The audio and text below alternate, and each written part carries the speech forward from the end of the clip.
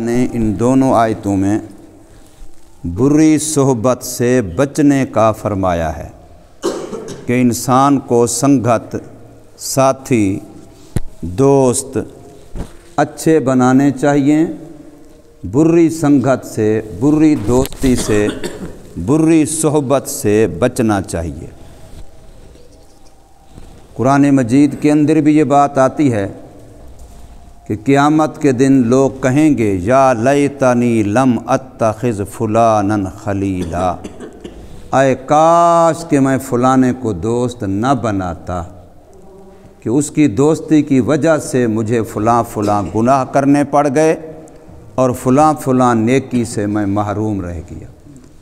اگر دوستی نمازی کے ساتھ ہوگی تو بندہ نمازی بن جائے گا، اگر دوستی بے نمازی کے ساتھ ہوگی تو نمازی بھی بے نمازی بن جائے گا۔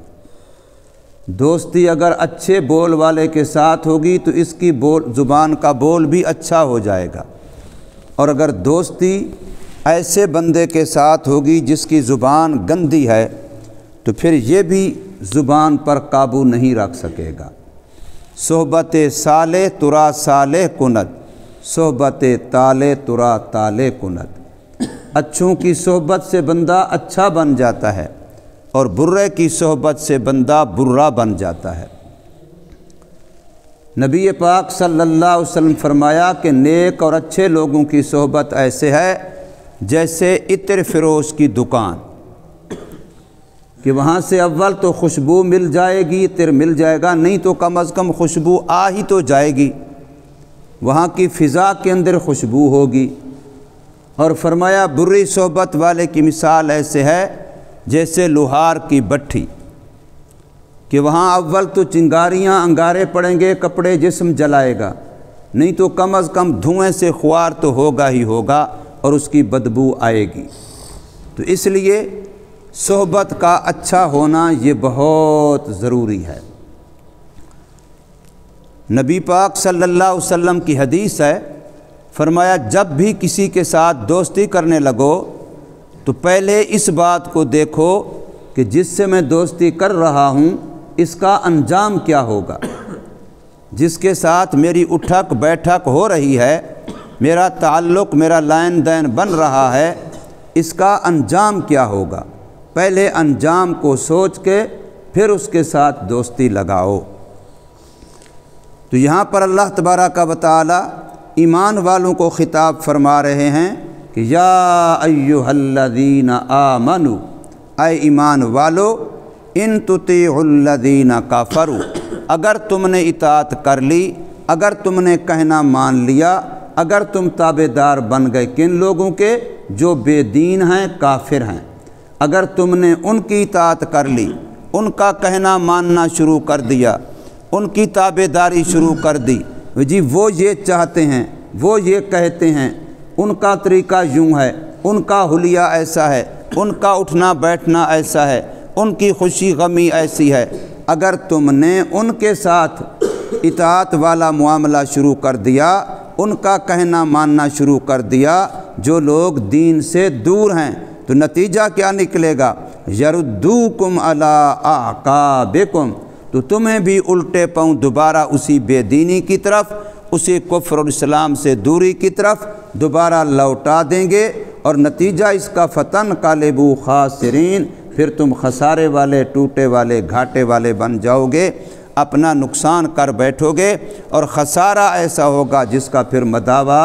نہیں ہو سکے گا۔ اس کی سزا قبر میں بھی بھگتنی پڑے گی، میدان محشر میں بھی بھگتنی پڑے گی، اور قیامت میں بھی اللہ نہ کرے جہنم کی آگ کا ایندھن بننا پڑ جائے۔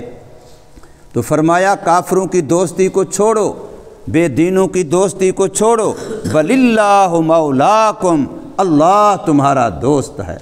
اللہ تمہارا سرپرست ہے، اللہ تمہارا کارساز ہے، اللہ تم سے محبت کرنے والا ہے۔ تمہیں اللہ کو چھوڑ کر کے، اللہ والوں کو چھوڑ کر کے، دینداروں کو چھوڑ کر کے کافروں کی دوستی، کافروں کی قربت، کافروں کی محبتیں دنیا آخرت کا خسارہ دلوائیں گی۔ اللہ سے دوستی لگاؤ، اللہ سے محبت کرو، اللہ کو اپنا سرپرست بناؤ، وَهُوَ خَيْرُ النَّاصِرِينَ، وہ سب سے زیادہ بہتر مدد کرنے والا ہے۔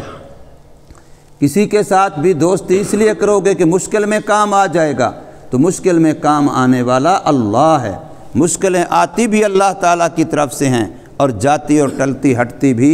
اللہ تبارک و تعالیٰ ہی کے حکم فیصلے سے ہیں۔ وَهُوَ خَيْرُ النَّاصِرِينَ، وہ سب مدد کرنے والوں سے بہترین مدد کرنے والا ہے۔ تو اس لیے اپنا تعلق، اپنی محبت، اپنی قربتیں، اپنے دل کا جوڑ اللہ تبارک و تعالیٰ سے